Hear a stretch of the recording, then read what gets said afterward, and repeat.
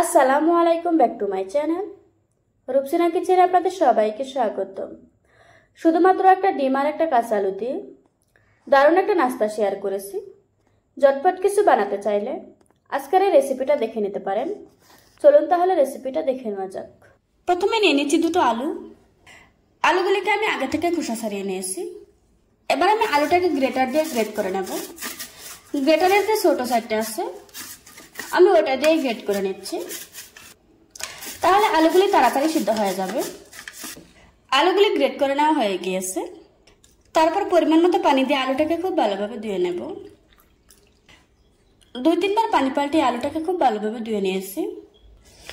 আর ভালোভাবে চেপে চেপে আলুর পানিটা ফেলে দিতে হবে। এখন একটা বাটিতে নিয়ে নিচ্ছি। এখন একটা ডিম নিয়ে নিচ্ছি। ডিমটাকে আমি আগে থেকে সিদ্ধ করে রেখেছিলাম। এবার আমি ডিমটাকে স্লাইস করে কেটে নেব। কেটে নেওয়া হয়ে গিয়েছে। আগে থেকে যে আলুটা ধুয়ে রেখেছিলাম, এখন এখানে মশলাগুলি অ্যাড করব। দিয়ে দিচ্ছি 1/2 কাপ পেঁয়াজ কুচি, 1/2 চা চামচ দিয়ে দিচ্ছি গোলমরিচের গুঁড়া, দিয়ে দিচ্ছি 1/2 চা চামচ চিলি ফ্লেক্স, 1/2 চা চামচ দিয়ে দিচ্ছি আদা কুচি, 1/2 চা চামচ দিয়ে দিচ্ছি লাল মরিচের গুঁড়া। তবে জালটা আপনারা আপনাদের পছন্দ অনুযায়ী দিয়ে নেবেন। দিয়ে দিচ্ছি 1/2 কাপ ময়দা, দিচ্ছি স্বাদ মতো লবণ। এবার আমি সবগুলো উপকরণ খুব ভালোভাবে মিশিয়ে নেব। এখানে কোনো রকমের পানি ব্যবহার করা যাবে না।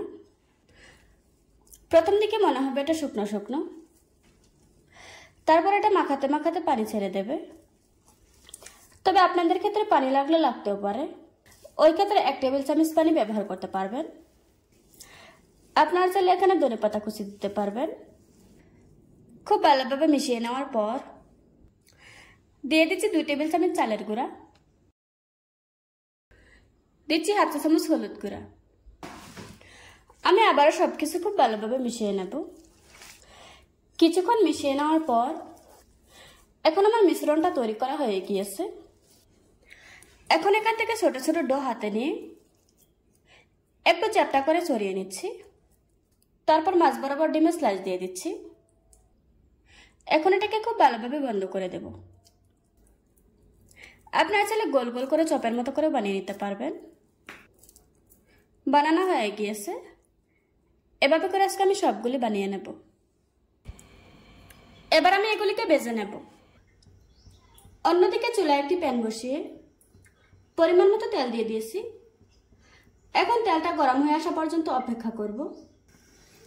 তেলটা গরম হয়ে গিয়েছে। এবার আমি গরম তেলের উপর নাস্তাগুলি ছেড়ে দিচ্ছি।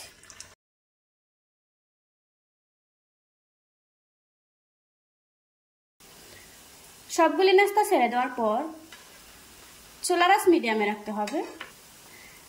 একদম মাঝারি আঁচে ধৈর্য সহকারে ভাজতে হবে, তাহলে উপরে দারুণ একটা কালার আসবে। আপনারা চাইলে একই রেসিপিতে আলু সিদ্ধ করে বানাতে পারবেন। কিছুক্ষণ ভেজে নেওয়ার পর এখন খুব সুন্দর একটা কালার এসেছে। এবার আমি তেল জড়িয়ে একটা প্লেটে তুলে নেব।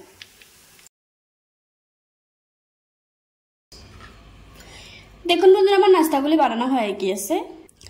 আশা করছি আজকের এই সহজ রেসিপিটা আপনাদের কাছে ভালো লাগবে। ভালো লাগলে আমার চ্যানেলটা সাবস্ক্রাইব করে পাশে থাকা বেল বাটনটি অন করে রাখবেন। আবারও কথা হচ্ছে নতুন কোনো ভিডিওতে। ততক্ষণ সুস্থ থাকবেন, ভালো থাকবেন। আল্লাহ হাফেজ।